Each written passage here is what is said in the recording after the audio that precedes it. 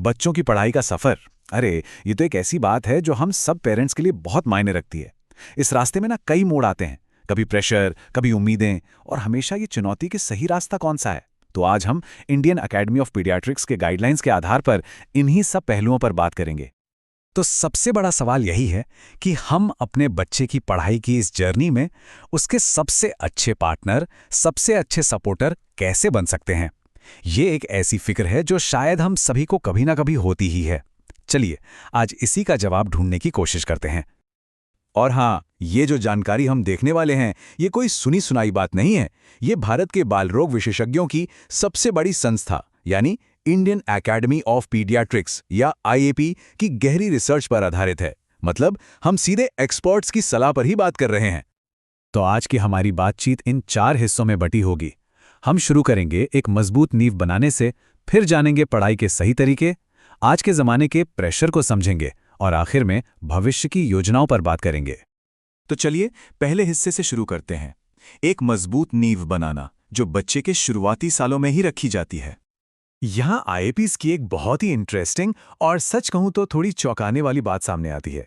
उनका कहना है कि 4 साल से कम उम्र के बच्चों पर पढ़ाई का जोर डालना असल में फायदे की जगह नुकसान कर सकता है। इससे वो सीखने की पूरी प्रोसेस से ही दूर भागने लग सकते हैं। तो फिर उन्हें असल में चाहिए क्या? किताबों के बोझ की जगह उन्हें चाहिए ढेर सारा प्यार, सपोर्ट, दूसरे बच्चों के साथ खेलने कूदने का मौका और खूब सारी बातचीत। खेल खेल में सीखना, जैसे मॉन्टेसरी तरीका होता है ना, और बहुत छोटी उम्र से ही उनके साथ बैठकर किताबें पढ़ना। असल में यही वो चीजें हैं जो उनकी नींव को पत्थर जैसा मजबूत बनाती हैं।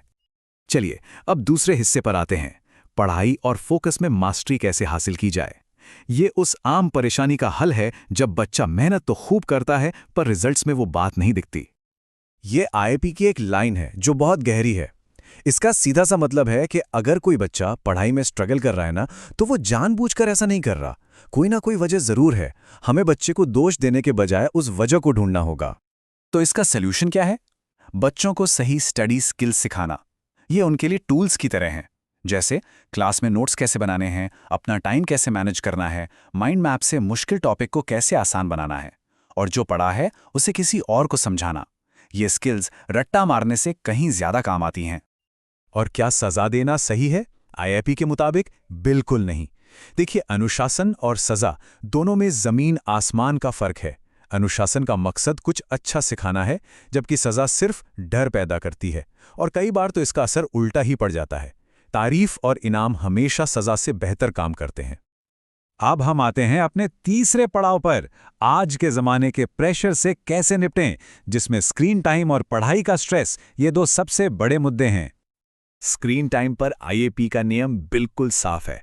मनोरंजन के लिए, चाहे वो टीवी हो, मोबाइल हो या टैबलेट, दिन में ज्यादा से ज्यादा 2 घंटे, बस, इससे ज्यादा नहीं। ये एक सीधी साधी लिमिट है। तो सवाल है कि स्क्रीन टाइम कम कैसे करें। इसका सबसे अच्छा तरीका है स्क्रीन की जगह एक दूसरे को टाइम देना। साथ में पजल्स सॉल्व करना, बोर्ड गेम्स खेलना या किसी हॉबी को बढ़ावा देना।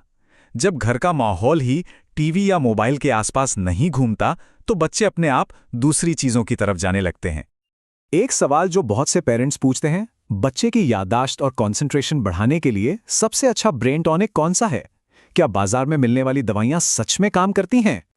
और इसका जवाब ना बहुत ही खूबसूरत है। आईएपी के हिसाब से सबसे बड़ा ब्रेन टॉनिक है PULSE, यानी पेरेंट्स का अनकंडीशनल लव, सपोर्ट और एनकरेजमेंट। माता पिता का बिना किसी शर्त के प्यार, उनका साथ और उनकी हिम्मत। सच मानिए, बच्चों के लिए इससे बड़ा कोई टॉनिक है ही नहीं। वैसे प्यार और सपोर्ट के अलावा कुछ और चीजें भी हैं जो फोकस बढ़ाने में जादू की तरह काम करती हैं। अच्छा खाना, पूरी नींद, रोज थोड़ी बहुत फिजिकल एक्टिविटी, शतरंज जैसे दिमागी खेल और योग, ये सब मिलकर बच्चे के फोकस को और बेहतर बनाते हैं। चलिए अब अपने आखिरी हिस्से पर चलते हैं, भविष्य की योजनाओं का मार्गदर्शन करना, जिसमें कोचिंग और करियर चुनने जैसे बड़े फैसले शामिल हैं। कोचिंग क्लासेस एक ऐसा टॉपिक जिस पर सबकी अलग अलग राय होती है। देखिए, इसके फायदे भी हैं तो नुकसान भी।